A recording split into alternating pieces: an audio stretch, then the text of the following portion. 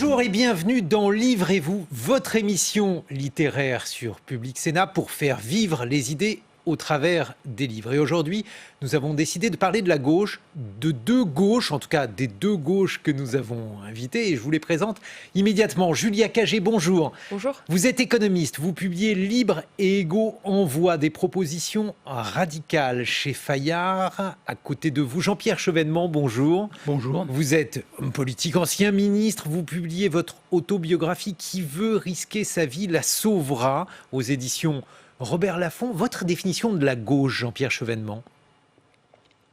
Vous savez, je suis fils d'instituteur. Mes oncles et mes tantes étaient ouvriers dans l'horlogerie. Et la gauche, c'était le parti des pauvres. Et on n'était pas du parti des riches. Voilà. Cela dit, aujourd'hui, je définirais la gauche autrement. Elle est inséparable de l'idée d'émancipation. Et l'idée d'émancipation a une histoire. Donc il faut toujours raisonner en termes d'histoire. Mais alors c'est étonnant ce titre pour un homme de gauche, laïque, même si on apprend dans ses mémoires que vous étiez très bon en catéchisme, qui veut risquer sa vie la sauvera, on dirait une formule biblique. C'est une parole de saint Matthieu, qui veut sauver sa vie la perdra, qui veut risquer sa vie la sauvera. Et c'est cette maxime, en quelque sorte, que j'avais à l'esprit quand j'ai contracté mon premier engagement à la fois politique et militaire, puisque j'ai rejoint pendant la période de l'OS la ville d'Oran, qui était le théâtre d'une double guerre civile, entre Français d'une part, et entre Algériens aussi, puisqu'il y avait le conflit du gouvernement de Ben Reda et de l'armée du Maroc avec Ben Bella et Boumedienne. Donc j'ai vécu ça de près. Pour moi, ça a été une expérience fondatrice.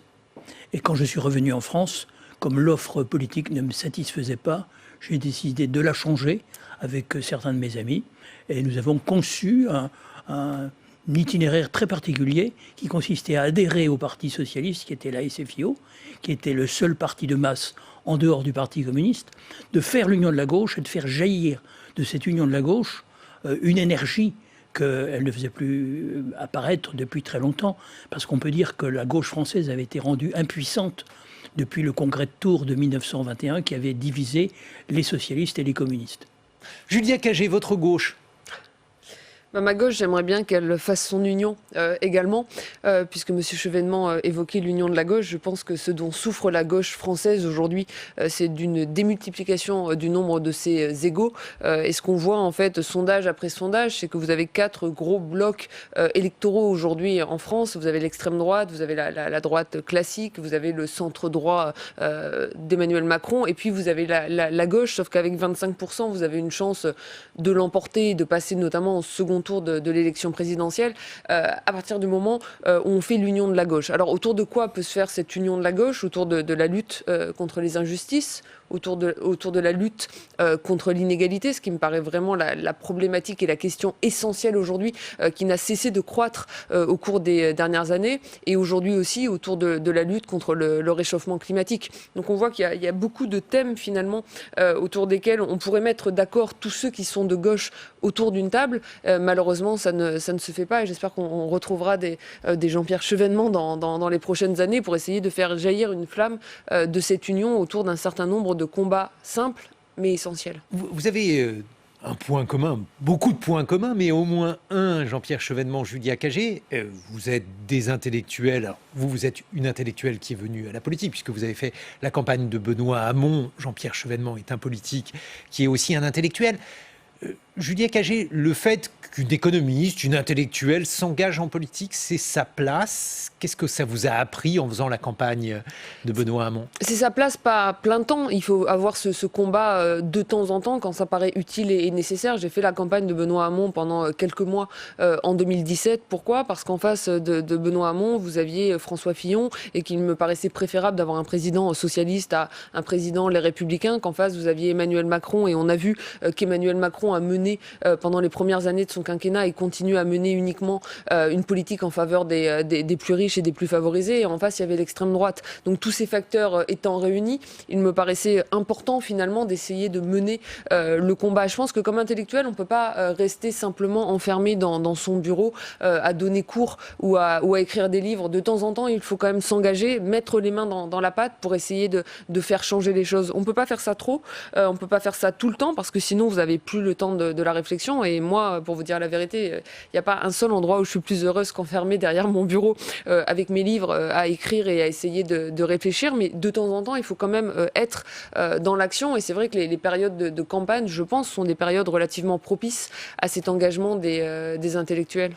Jean-Pierre Chevènement, les livres ont occupé une place très tôt dans votre vie. Vous racontez que vous chipiez les livres dans la bibliothèque familiale. Votre mère, d'ailleurs, trouvait que vous étiez un peu trop précoce comme petit garçon. Et malgré tout, le très bon élève que vous étiez a décidé très tôt de s'engager. Vous l'avez raconté, la SFIO, Guy Mollet, l'Algérie. Pourquoi cette décision? Qu'est-ce que les livres ont joué comme rôle dans votre engagement politique? Pour les gens de ma génération, je suis né en 1939, la guerre d'Algérie est évidemment l'événement fondateur, mais auparavant, il y a quand même le souvenir de la France occupée, de la France ruinée, de la France humiliée, de la France enlisée dans les guerres coloniales. Et pour moi, l'homme vers lequel je me suis d'abord tourné, c'était Mendès France, qui pouvait nous sortir des guerres coloniales. Et puis j'ai compris au début de la Ve République que ce n'était pas Mendès France, que c'était De Gaulle. Et je peux dire qu'à ce moment-là, j'étais plus gaulliste que de gauche, mais je restais de gauche, mais j'étais gaulliste. Et j'ai même voté en 1962 pour l'élection du président de la République au suffrage universel. J'étais en Algérie. Parce qu'on voyait bien que cette gauche n'apportait plus rien. Elle était épuisée. Et je dirais qu'aujourd'hui, c'est un peu la même chose. Quand on regarde la gauche, on est obligé de se poser la question de savoir d'où elle vient, qu'est-ce qu'elle a fait. Or, depuis 40 ans, elle a tourné le dos à ce qui étaient ses engagements fondamentaux. Je suis bien 40 placé. ans. À peu près 40 ans, le début des années 80. Mais il me semble qu'il y avait un président de gauche qui avait été élu. Voilà, c'est de cela dont je parle. Je pense que François Mitterrand a engagé le Parti socialiste sur la voie de la dérégulation au niveau européen et mondial, et que, naturellement, l'acte unique, c'est le grand acte de dérégulation, c'est-à-dire le ralliement aux idées de Mme Thatcher. D'ailleurs, le livre blanc sur le marché unique sera confié à Lord Cockfield, qui est un ami intime de Mme Thatcher. Et je raconte tout ça dans mon livre, qui est le commissaire européen qui est chargé de concevoir ce que sera ce programme de dérégulation avec les 300 ou 400 directives de la Commission européenne, notamment sur la libération des capitaux, qui permet les délocalisations industrielles, qui permet la désindustrialisation de la France. Et je pense que si on ne veut pas revenir à l'origine, si on ne veut pas comprendre ce qui s'est passé, comment les hommes ont agi dans des circonstances données, on ne peut pas aujourd'hui reconstruire. Mais alors, justement, Jean-Pierre Chevènement, parce que vous racontez votre mendésisme dans vos mémoires, qui veut risquer sa vie la sauvera, et ce que François Mitterrand reprochait à Mendès, c'était le fait de finalement ne pas véritablement vouloir le pouvoir. Ce que vous considérez comme une compromission de François Mitterrand avec les forces de l'argent, est-ce que ça n'est pas sa manière à lui responsable, je mets ça entre guillemets? Non, il faut bien distinguer deux phases. Il y a la conquête du pouvoir, et Mitterrand a fait avec ce qu'il y avait, et avec un génial sens stratégique, avec un sens de la tactique aussi. Et de ce point de vue-là, Mitterrand est insurpassable. Et Mitterrand était également insurpassable dans l'art de conserver le pouvoir. Mais conserver à quel prix? Au prix du ralliement aux idées dominantes. C'est ce que je montre, je crois, d'une manière assez irréfutable, et que, au fond, il faudrait qu'on se mette d'accord là-dessus pour essayer de reconstruire quelque chose qui tienne la route. Parce que, encore une fois, je crois inséparable la reconstruction de la gauche d'une conception commune de l'histoire que nous avons vécue, et on ne peut pas rebâtir presque à zéro comme s'il ne s'était rien passé. Votre hypothèse pour reconstruire la gauche, Julia Cagé, puisque c'est en grande partie à cela que vous essayez dans votre ouvrage Libre et égaux en voix. Dans Libres et égaux en voix, j'essaie davantage de faire des propositions pour reconstruire la démocratie. Je dis ça sans... Vous le voyez non, mais je dis ça sans du côté de la gauche, ce qui n'est... Non, dans le livre, au contraire, je fais des propositions très fortes pour créer davantage de participation, pour redémocratiser les partis politiques, pour essayer d'impliquer davantage tous les citoyens dans la vie politique. Et ça concerne tout autant les partis de gauche que les partis de droite. Et je pense que c'est extrêmement important d'insister vraiment sur ce point-là. Ensuite, sur la gauche, je suis tout à fait d'accord avec vous. Je pense qu'il est temps d'en faire son bilan. Je pense qu'il est temps de se rendre compte que au cours des 40 dernières années, c'est la gauche qui a été majoritairement au pouvoir en France, en termes d'années des partis de gauche au gouvernement, et qu'il y a eu un certain nombre d'erreurs qui ont été faites, et que ces erreurs remontent relativement tôt historiquement, puisqu'en fait ça commence presque dès le début de François Mitterrand, avec le tournant de la rigueur. Et il y a eu beaucoup de privatisations qui ont été faites sous la gauche. Le fait qu'on ait eu une taxation avec la mise en place de l'ISF, qui est retoquée aujourd'hui par Emmanuel Macron, mais il y avait plein de défauts dans cet ISF, notamment le fait qu'il n'était pas assez transparent, il n'y avait pas assez de données, il n'y avait pas assez de progressivité de l'impôt.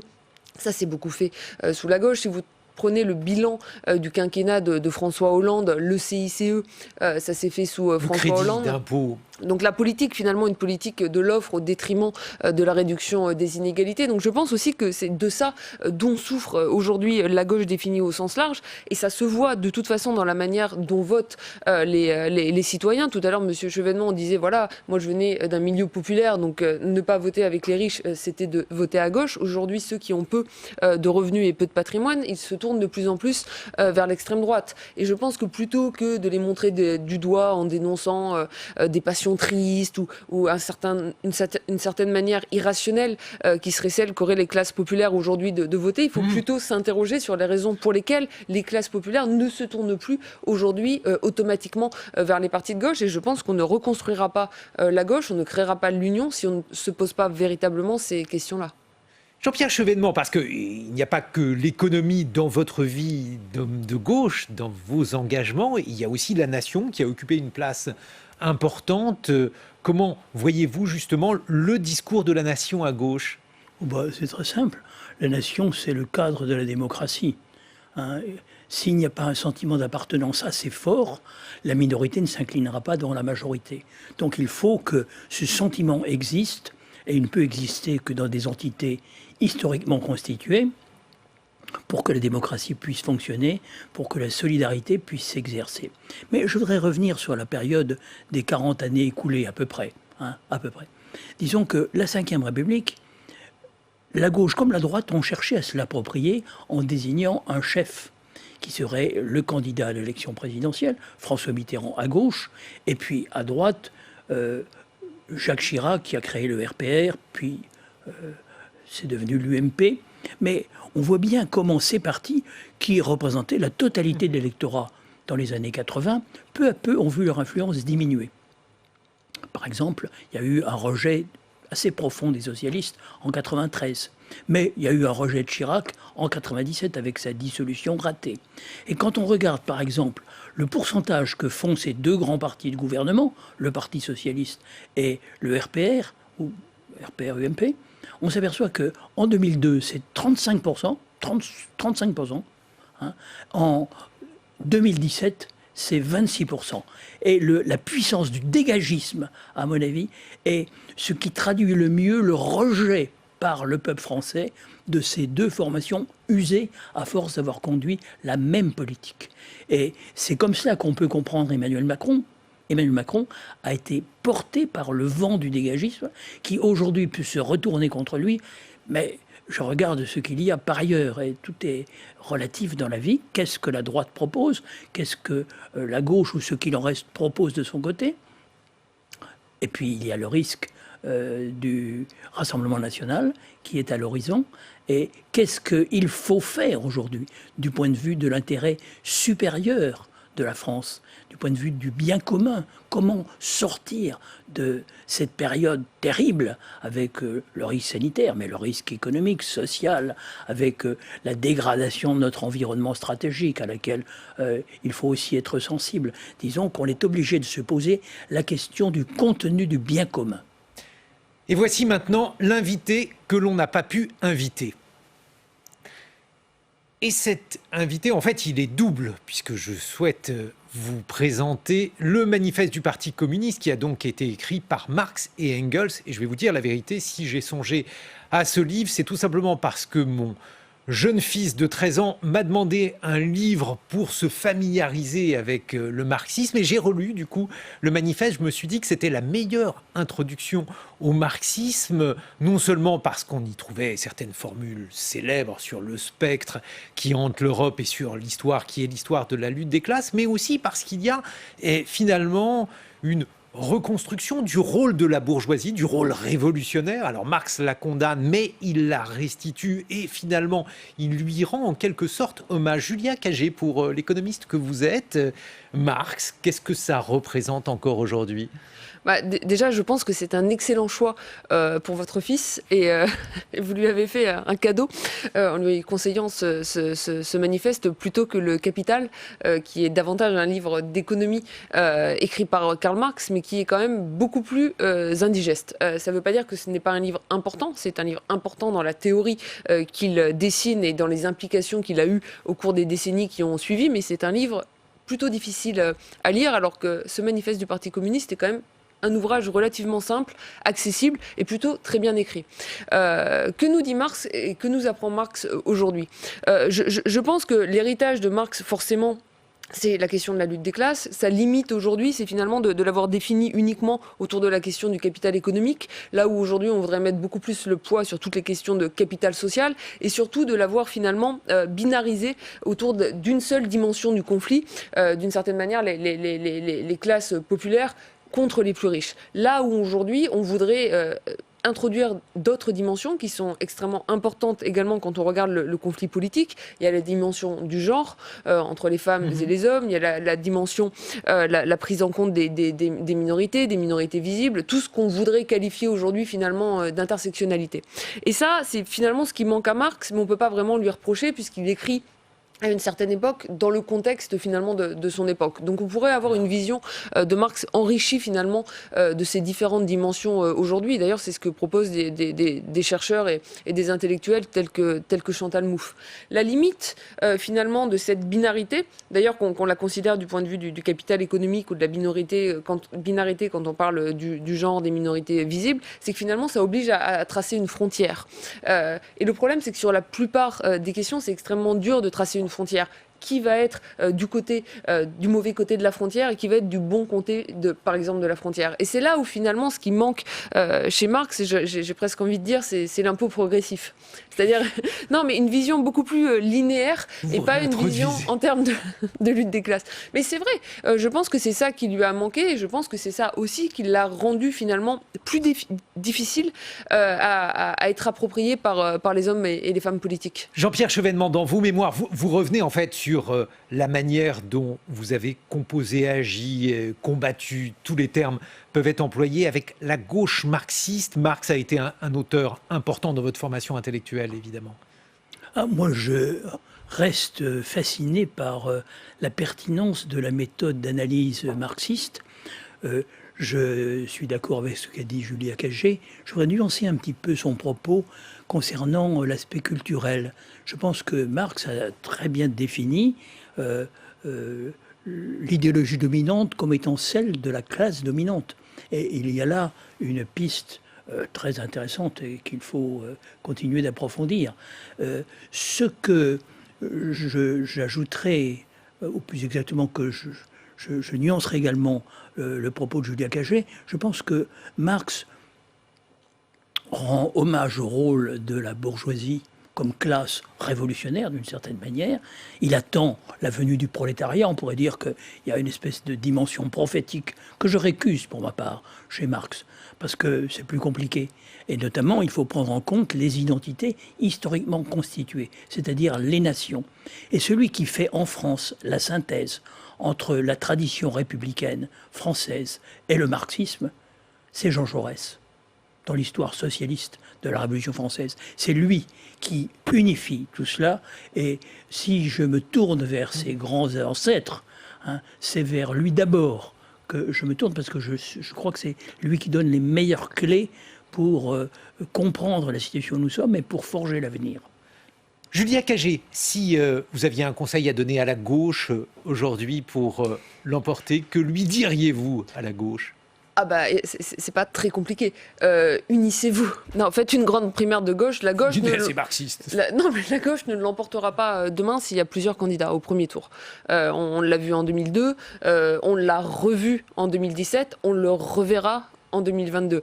Donc abandonnez le bal des égaux, unissez-vous. Si on écoute les citoyens qui votent à gauche, tous les citoyens sont d'accord pour dire ça aux hommes et aux femmes politiques. Donc ça serait bien que pour une fois, les hommes et les femmes politiques écoutent un peu les citoyens. Jean-Pierre Chevènement, pour que la gauche l'emporte. Alors moi, François Mitterrand m'avait confié la charge de rédiger le programme du Parti socialiste, changer la vie. Je pense que Julia Cagé n'était pas née encore à ce moment-là, 1972. Oui, non. Et le projet socialiste, 1979. Julia Cagé n'était toujours pas née.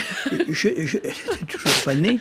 Mais ce qui est important, c'est de mettre de la raison dans l'histoire. Et nous ne sommes plus aujourd'hui dans la situation où nous étions à la fin des années 70, avant que le néolibéralisme étende son emprise. Nous sommes à la fin de ce cycle néolibéral. Nous sommes au moment où s'écroule quand même le capitalisme financier mondialisé. Alors on ne sait pas sur quoi ça va déboucher. Selon moi, sur une recomposition du capitalisme à l'échelle régionale ou des grandes régions. Mais il faut que nous comprenions où nous sommes, c'est-à-dire en France, en Europe, entre la Chine et les États-Unis, pour avoir une vision de ce que peut être la gauche, comment peut-elle mettre de la raison dans l'histoire, étant donné que l'histoire est toujours tragique quand même, en définitive. Mais c'est cette tension-là qui fait la grandeur de ce qu'on a appelé la gauche, qui n'est peut-être pas d'ailleurs si bien défini que cela. Et pour revenir sur Emmanuel Macron, je pense qu'il ne faut pas céder au rejet viscéral d'Emmanuel Macron qu'éprouvent certains, parce qu'il se cherche, il a évolué, et je dirais que face aux difficultés immenses devant lesquelles il est placé, il essaye de trouver une sortie.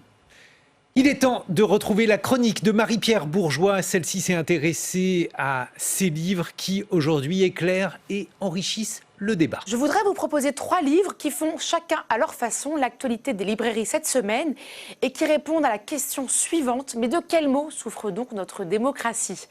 Je voudrais d'abord vous proposer Humanité, une histoire optimiste de Rutger Bregman au Seuil. Rutger Bregman, c'est ce jeune historien néerlandais qui avait déjà marqué les esprits avec Utopie réaliste, qui avait été en 2017 l'un des grands best-sellers de cette année-là. Il pousse encore son avantage avec Humanité, dans laquelle il développe une idée que beaucoup de personnes aujourd'hui pourraient trouver étonnante: la plupart des hommes seraient bons. Cette idée, elle est chère à Jean-Jacques Rousseau et Rutger Bregman la développe avec un objectif: arrêter la progression du cynisme dans notre société. Écoutez ce passage. Au cours des dernières décennies, les centres-villes ont été défigurés les uns après les autres par d'énormes panneaux publicitaires. Si quelqu'un recouvre votre maison de graffiti, on appelle cela du vandalisme. Mais lorsqu'il s'agit de publicité, les économistes parlent alors de croissance. La philosophe Cynthia Fleury, elle, analyse le mécontentement qui pèse dans nos vies. Parce que savoir ne permet pas toujours de guérir, de calmer, d'apaiser. Cynthia Fleury donne dans Sigil amer, guérir du ressentiment chez Gallimard, des pistes pour ne pas faire de la souffrance le moteur de nos histoires personnelles et collectives. Écoutez ce qu'elle écrit. Abandonner la plainte, prendre ce risque-là, non pas capituler, mais décider que sa blessure sera ailleurs, qu'elle n'est pas là dans cet échange médiocre avec l'autre. Renoncer à la justice, non pas à l'idée de justice. Mais il y aura peut-être justice, mais à l'unique condition de ne pas susciter le ressentiment. Un autre ouvrage remarqué cette semaine, c'est L'âge du capitalisme de surveillance de Shoshana Zuboff aux éditions Zulma. C'est un livre qui a beaucoup agité la Silicon Valley l'an dernier. Peut-être vous dites-vous que c'est un peu loin de nos souffrances démocratiques contemporaines. Détrompez-vous. Le livre explique que la possibilité de construire un futur démocratique, autre que celui que Google ou Facebook a programmé pour nous, sera en train de disparaître et que tout cela crée une angoisse latente dans nos vies. Écoutez ce que Shoshana Zuboff écrit. Il y a plus de 600 ans, l'imprimerie a mis l'écrit aux mains des gens ordinaires. Il nous semble acquis qu'Internet remplit la promesse de plus de connaissances pour plus de personnes. Mais cet accomplissement nous a aveuglés sur un autre développement. La division du savoir dans la société tend vers le pathologique, capturé par le contrôle des comportements. Voilà 3 livres qui prouvent la foisonnante réflexion dans les librairies autour des souffrances démocratiques. À vous désormais de vous faire votre idée. Merci beaucoup, Marie-Pierre Bourgeois. 2 visions de la gauche. Vous rappelle le titre de l'ouvrage de Julia Cagé, Libre et égaux, envoie des propositions radicales chez Fayard. Et puis, les mémoires de Jean-Pierre Chevènement, Qui veut risquer sa vie la sauvera, c'est chez Robert Laffont. Merci. Mais je ne suis pas hostile aux propositions de Julia Cagé. Et Julia Cagé n'est pas hostile à vos mémoires. Ah non, pas du tout. D'ailleurs, je vais les lire puisque maintenant on est en couvre-feu. Donc je vais avoir toutes mes soirées pour m'y consacrer. Alors, et je m'en réjouis. Merci voilà, à bonne tous initiative. les deux et à très bientôt sur Public Sénat.